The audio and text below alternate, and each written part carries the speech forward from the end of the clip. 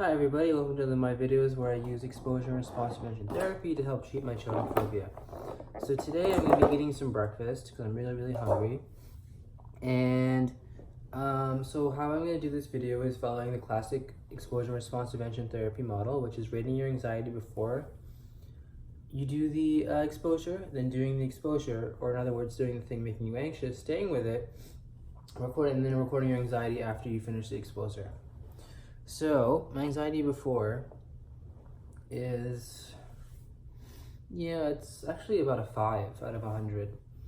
So now I'm going to record that, and I'm going to do my exposure. And again, my anxiety is choking phobia. I fear choking on food. I'm going to eat this.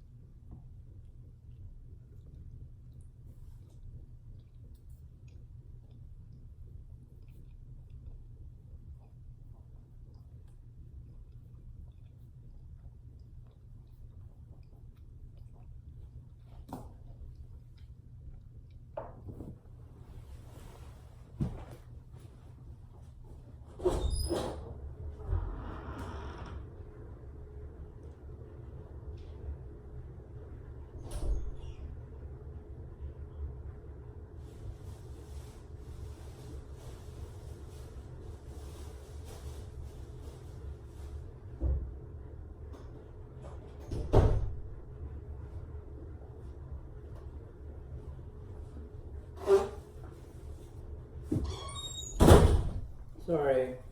I'm what is this? I had to blow my nose. I had to get some toilet paper, some Kleenex.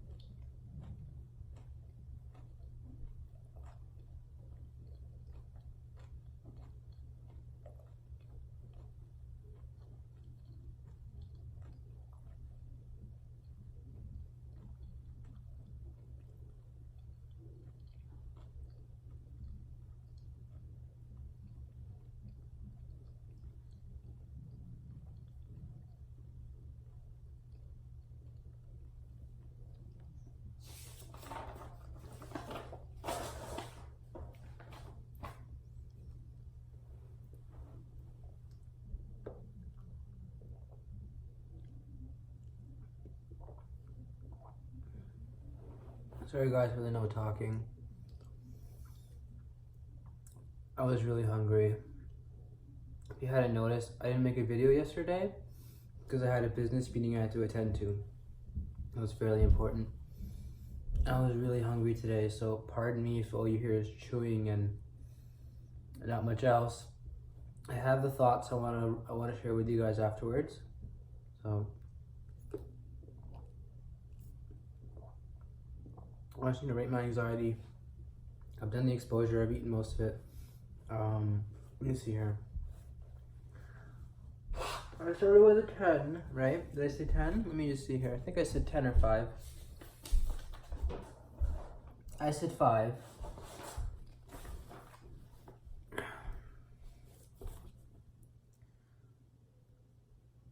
I'm gonna go with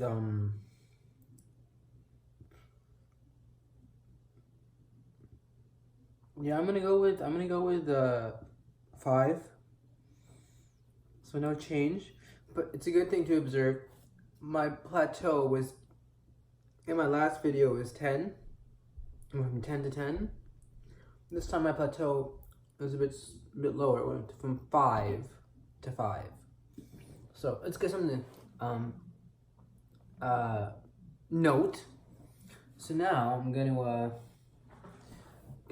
go to my car and read the thoughts I was writing down while I was doing all this. That's kind of like my part 2 of the video. That's like a thought. They're called thought records, basically. A record of your thoughts, a diary of your thoughts, or whatever is going on while you're doing your exposure. I know it's hard to put in words, but you have to try your best. So just wait a couple minutes. We'll be outside.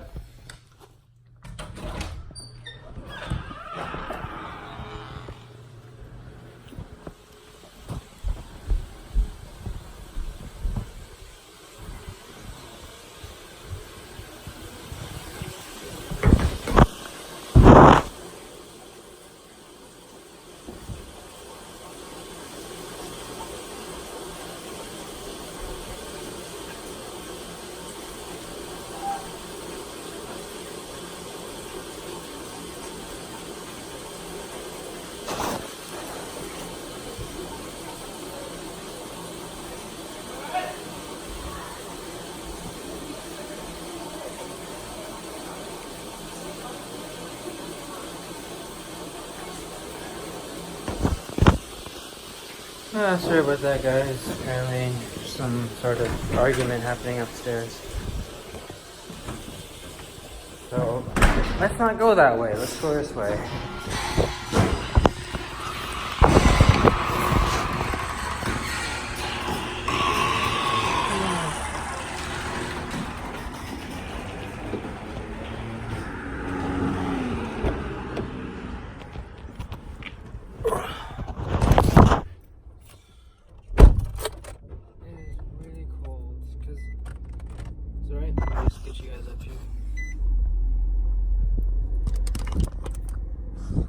It is really cold today because what actually happened is I accidentally left the window open yesterday.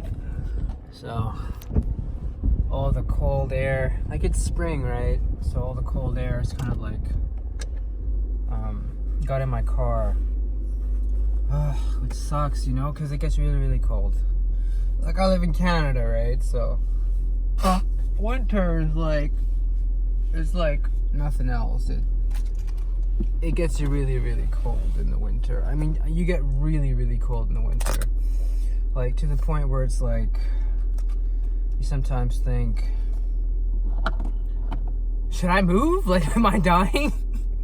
Like, seriously, sometimes I think, like, how do people, like, survive, like the Native Indians? How do they survive Canada 100 years ago before we stole their land? Like, you know?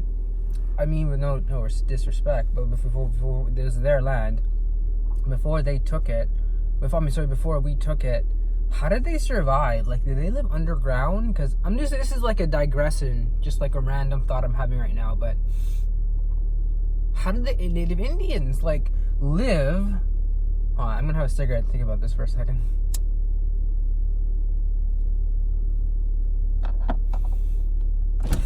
How did they live if it was like minus 40 degrees in winter.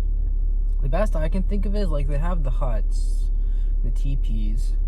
I don't mean to be racist if that's what they're called, like they're huts, but I think they also lived underground. I've heard stories about massive native Indian settlements underground. If you read The People's History of the United States by Howard Zinn, he speaks a lot about the indigenous culture of North America prior to Columbus's arrival. And some of it in the Midwestern United States, there was records of like a massive earthen underground sort of like shopping system, like trading system. So maybe that's what they did. They had like what we have in Toronto. We call it the path system, where basically like all of our malls and subways and everything and hockey rinks are all connected underground because it's so cold to go outside. So we got on the subway and we basically never go out until we reach where we have to go. It's all like underground. And it's actually pretty ingenious idea. Anyway, oh man, my windshield is just, it's like all frost or something.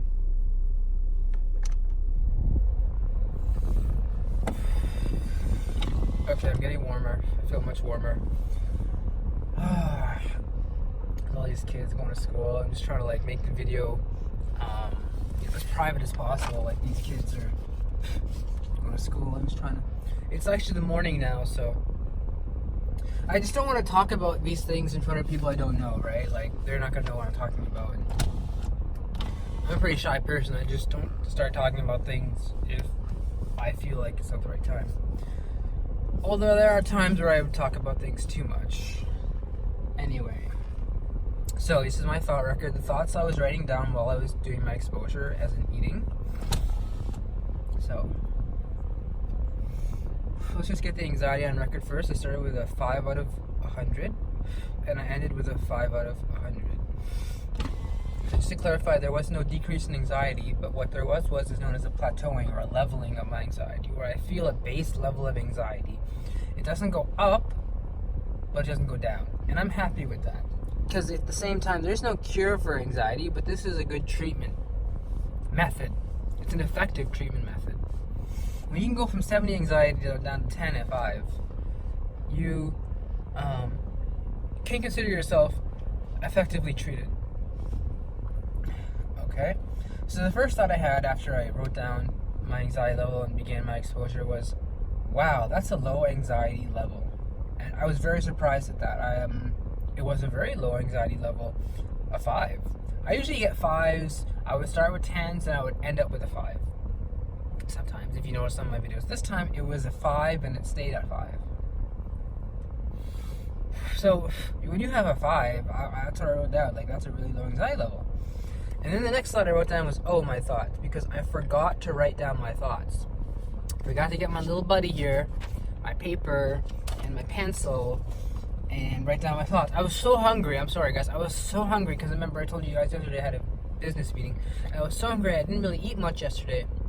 I was all working, came home, was too tired to eat. I just didn't want to eat at that time. And so then I'm like, all right, I'm going to wake up early today, I guess, and eat. And I was going to eat something else, but then I just didn't even want to prepare for it. I just wanted it, like, to come to me. You know what I mean? I love that, when food just comes to you, like, you know? What's better than someone just giving you food? I mean, like, you have to pay for it, but,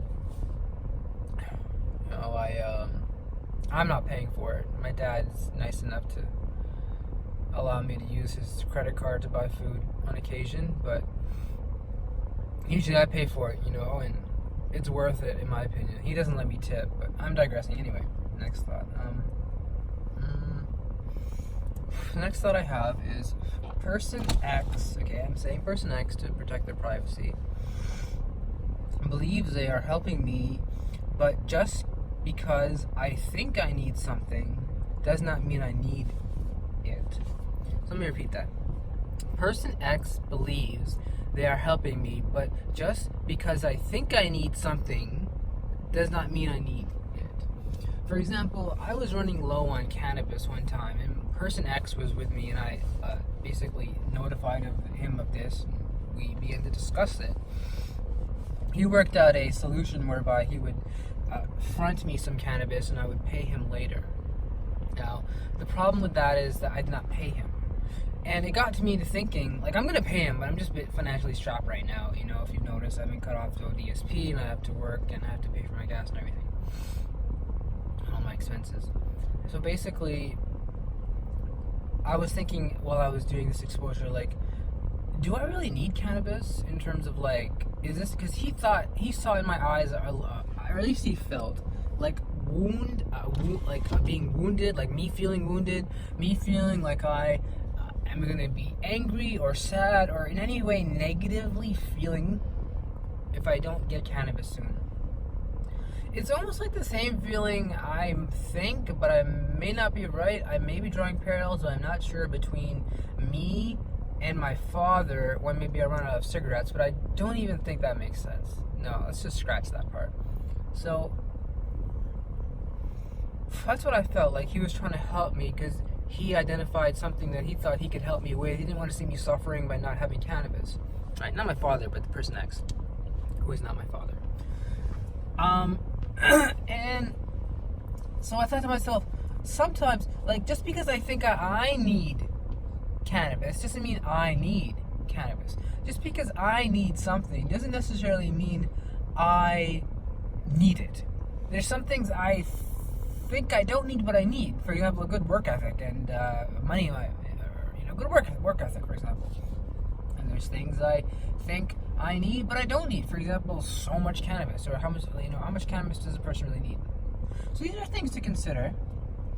I guess I just wanted to flesh that out a little bit in terms of, like, what is a need? You know, can you trust your own thoughts? Not your own thoughts, just like that. Like, to a certain extent, mostly more, not can you trust your own thoughts, but can you trust your own needs, your own desires, like what you think you need? So, I don't know. So, moving on from that thought.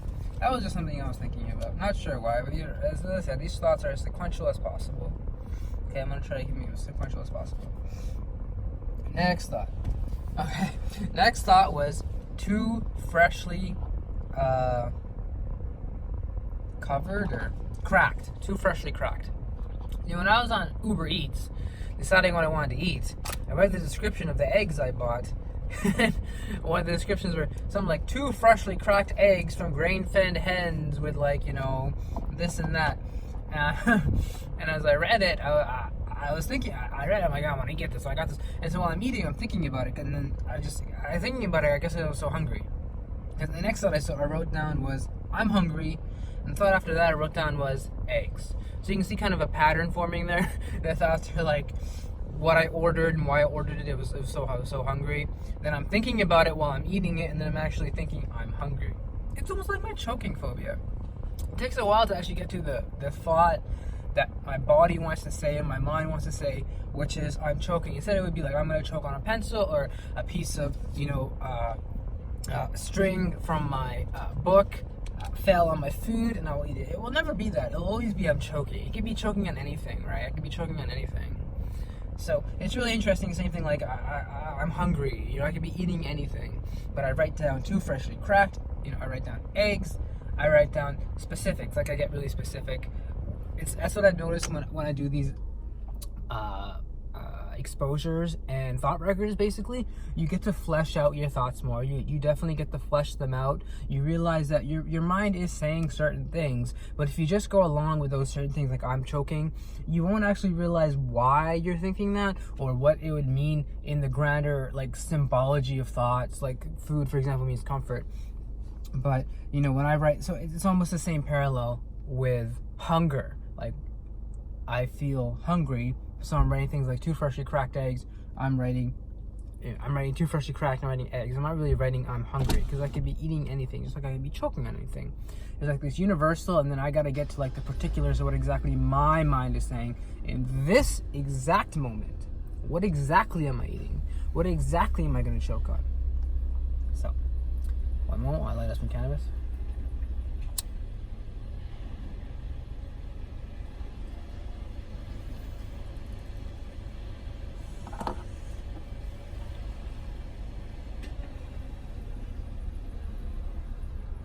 Next thought I had, these were, I guess, 2 or 3 thoughts that are kind of, you could say, connected. They're, how you could say, related in a way. They're connected. The thoughts are: who needs God, who needs control, and I'm gay. How do those make sense, one might ask? So who needs God is related to who needs control, because they're worded similarly. It's like God is my control. And control, for some people who have OCP that don't believe in God, is their God. And even for people who do believe in God, could be their God. Right? You're not really believing in God, you're believing in this idea of this beautiful rule giver, task maker, list maker, orderer. Right? I believe all these things of God. This is what he does. He's the order of the universe. He gives us goals and tasks to do. He gives us, routines to follow, lists to carry out in terms of staying away from the prohibited, doing the good. So I can see how those 2 thoughts are related. Who needs control, who needs God? But I hope that's clear enough for most people. I'll say it one more time. It's a bit more complicated. For people who don't believe in God, control is their God if they have OCPD. Okay, this is for OCPD people. If you have OCPD, you like control. It's almost like your thing that you kind of like a lot.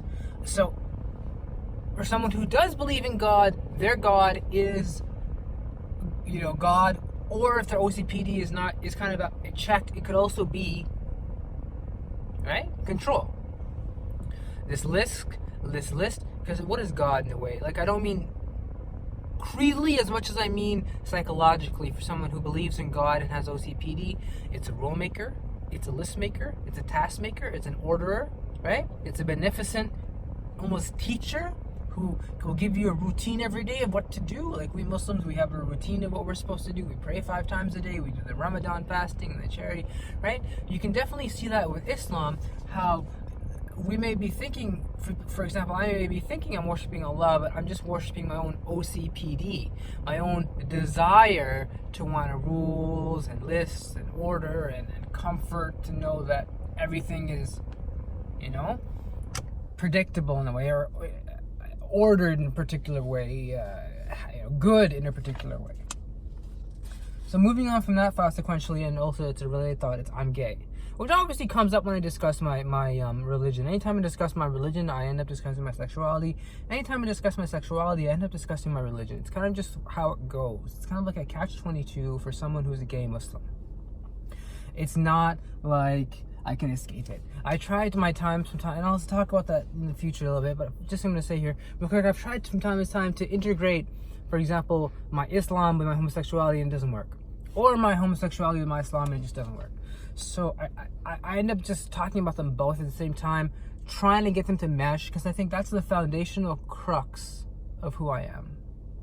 If I can resolve my homosexuality with my, Islam, my Islam.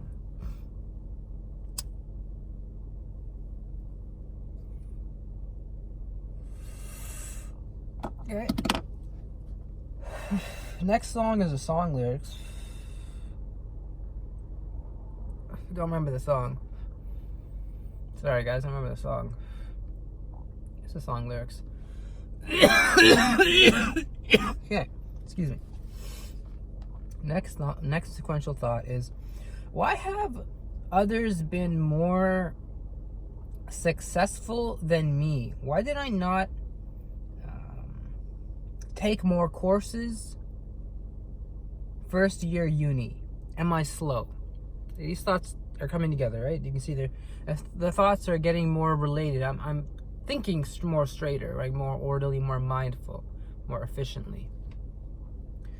Instead of thinking about one thought and then realizing, well, what does that have to do with anything? Then thinking about another thought and realize, well, what was that thought before I was thinking about, and how they're related, right? You kind of, when you're mindful, all the thoughts kind of group together. Maybe because they're related to your feelings and behaviors and beliefs. I don't know, right? I don't know exactly how it works, but this is effective. The exposure and then writing down your thoughts. It's very effective. So, Yeah, this is very interesting for me. Like, why have others been more successful than me? Why did I not take more courses in first year university? It's an image to my mind. I remember after the first semester of uni, first year, I realized a lot of more people were taking more courses. Like, I only had one course or second semester. I thought to myself, that's a really low number for someone first year. And I remember a lot of people were talking, I just saw them going to course after course after course. Like, I would see them at the bell. So I thought to myself, during classes, so I thought to myself, why am I, this is an image coming to me now. I'm older, 32. Why did I not take more courses in university? Why did I instead just follow along people who basically were just out for themselves in terms of, you can't blame them, they're trying to be successful. And why wasn't I didn't know I was supposed to take 5-6 courses first year? It's like I wasn't serious enough in my education. And then I started thinking these automatic negative thoughts, am I slow? I know I'm not slow. Every person I've spoken to says I'm a very smart person. So then where is this idea, I'm feeling that, am I slow? Why didn't I not take enough courses in school? I should have done better in school. I wasn't focused enough in school. I wasn't, I should have known things in school that perhaps, I know now that I should have known then. They could have greatly helped me. So, again, that's a really interesting thought I wanted to discuss. You just got to be careful when you talk about the past. That first, can you trust your memories? And secondly, don't get into the automatic negative thoughts where you think, oh, because I didn't go to school, therefore I'm slow. You need to put, just like you put your thought, I'm choking or I'm gonna get judged on record, on trial for murder, right? As a trial with evidence, you do the same thing with this thought: am I slow? Right? And it's good how I, for example, discussed how many people I've spoken to have said I'm smart. Because you gotta not listen to those negative thoughts. They're not real. They have no basis in reality. You're not slow. But maybe we can discuss more constructive ways of how you can learn from your past experiences of maybe perhaps being more understanding of what university means, how important it is for your future and your job. And maybe some of that had to do with the fact that you were alienated in terms of you're moving around, so you didn't have a lot of friends. There's a lot of alienation, I know it would have definitely been different if I went to a university, example, where I was born in Alberta and never moved there. And now I live in Toronto. It's just a big sense of alienation when you're moving around across the country. Yeah, and before that, I used to live in the States too, in Wisconsin and New York. So I moved around a lot. I used to live in Wisconsin and New York. I moved around so much. I'm not saying that's the only reason, but I'm just saying you gotta put things in kind of a neutral colored perspective, where just because you think something and you think that's the reason for it, that doesn't necessarily make it the reason. Okay, because you that's just you're just partly blaming yourself. All right, moving on, because I have a lot of thoughts to go through. Next one is, listen to Jim Rohn, not about religion or philosophy or ethics, but only for his ideas about hard work. See, Jim Rohn, he's a motivational speaker.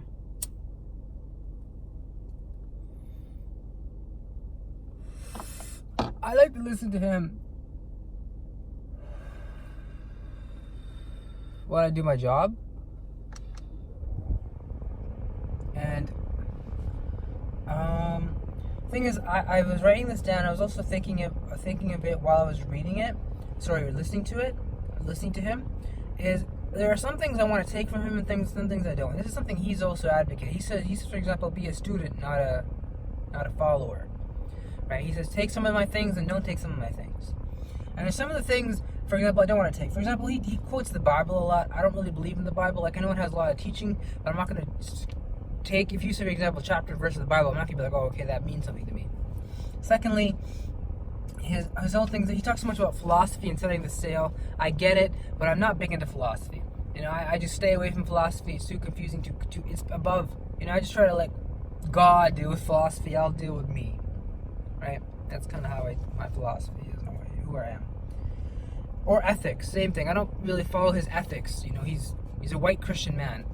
He's passed on, God bless his soul. But in terms of his ethics, it's not really something. But more is hard work, and that's what you might say. Ethics and hard work are kind of like related. I don't know if they are or not. Maybe they are the same thing. But his hard work, his ideas, for example, about getting in early and staying out late. Getting there early and staying there late. Working hard work. How that's basically the only determining factor, the only currency in the marketplace, the only thing that gets anything done, the only thing that'll make you money, and therefore, that's what I basically follow. It's very motivational to hear him speak. It's just a good reminder for me while I was doing my exposure. Next thought is, Muslims seem to not care about Islam. Many are difficult to connect with. Yeah. So this is more of like something, I don't know, anyone might understand.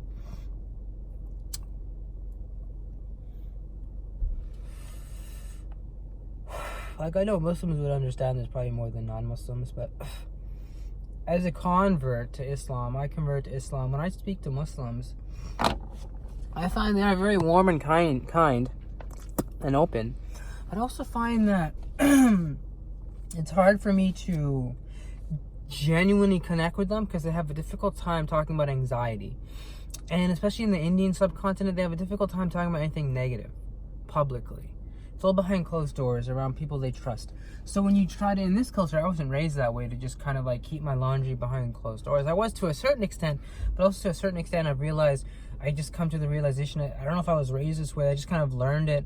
You need to express your anxiety, whether that's popular or not, wherever you are or not, for your own sanity, to make yourself feel okay, so that your anxiety can be, the lance can be cut, the boil can be allowed to drain, and there's, we've done it. We're not living, for our anxiety. We're living, through our anxiety and despite of it. Hope that's clear there. Hope that makes sense for you guys. And so it's just hard to kind of connect with the Muslim subcontinent, subpopulation. Even like Western Europeans, older generation, old world people, it's the same way. And what are you gonna do? I don't know. I live with these type of people, so it's just, I kind of wish they were just more real around everybody. I mean, all these people. And next thought I have here, all sequential, I believe, is person A rejecting me in the mosque. And that's an image that did not happen. It didn't happen that way. I wasn't rejected in the mosque by person A because of, for example, a certain thing about, for example, my beliefs or sexual orientation. Rather, this was an image that came to me while the thought was coming to me of me thinking, person A rejected me in the mosque. This image did come of me in the mosque, or just the mosque, right? I mean, like a third person perspective, me just thinking about the mosque. Me just being, in the mosque, thinking about it in a way. Just something. It was a negative image, and I wanted to write down it was negative. It's very important that you point out your negative images, right? So very important you point those out, you put those on trial, talk about them. If you talk about them, you realize just how silly they are, because you won't find any evidence for them once you just test them out. That never happened that way once you thought about it.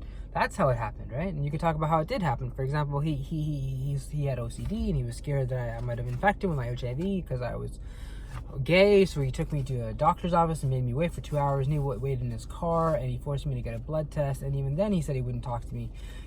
This is what I really want to talk about.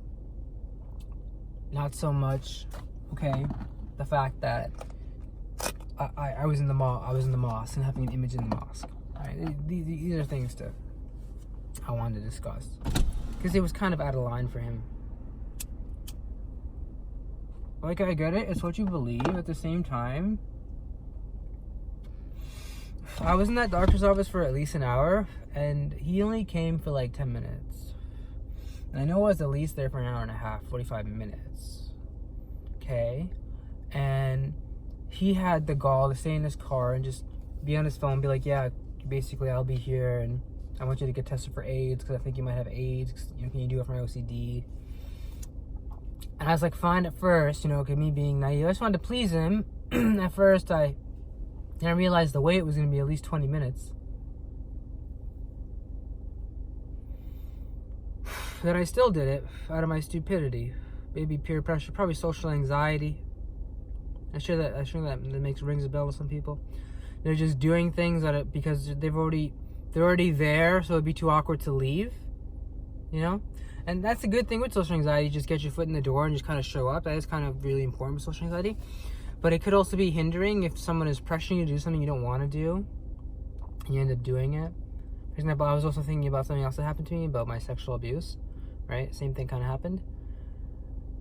I don't want to say this is a type of abuse. It might be. You know, but it was definitely out of line. It was out of order for him. Okay, I just kind of do that.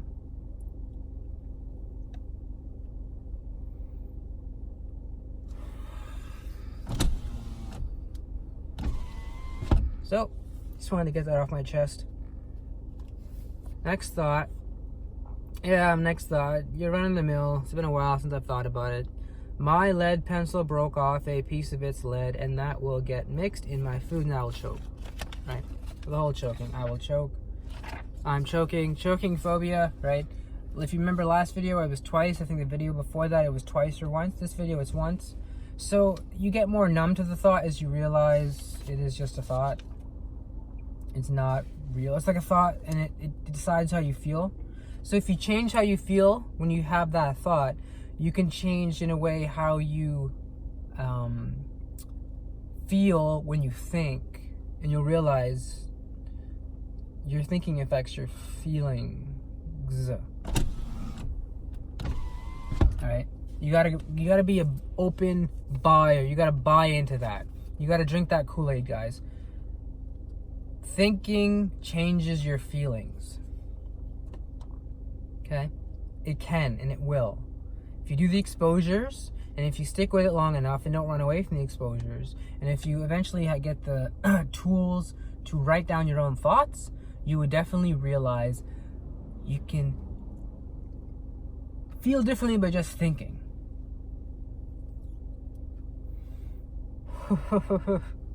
So, that's my video for today.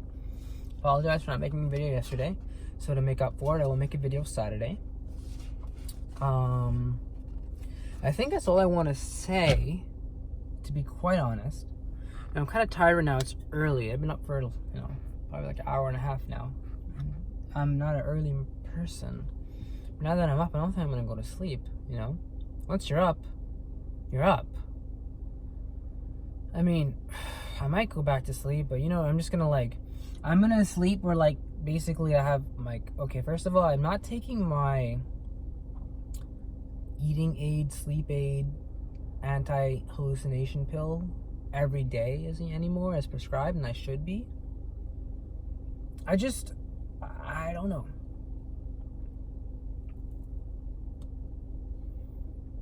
Okay?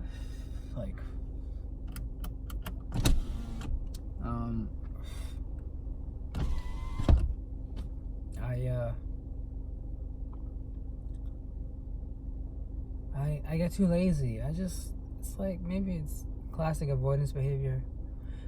When I'm in my bed, I don't want to get up for anything unless it's water, Coke, or peeing, cigarettes, weed, or working.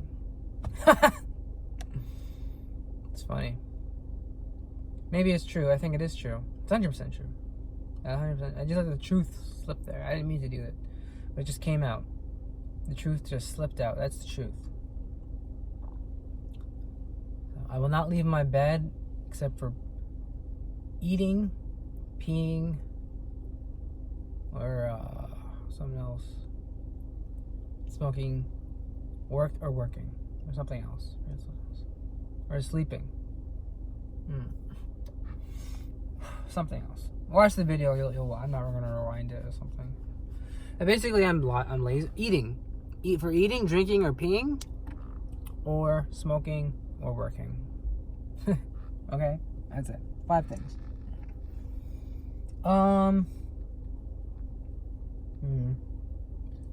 I guess I'll end it here, guys. Thanks for watching. Have a great day, and remember, guys, stay with it.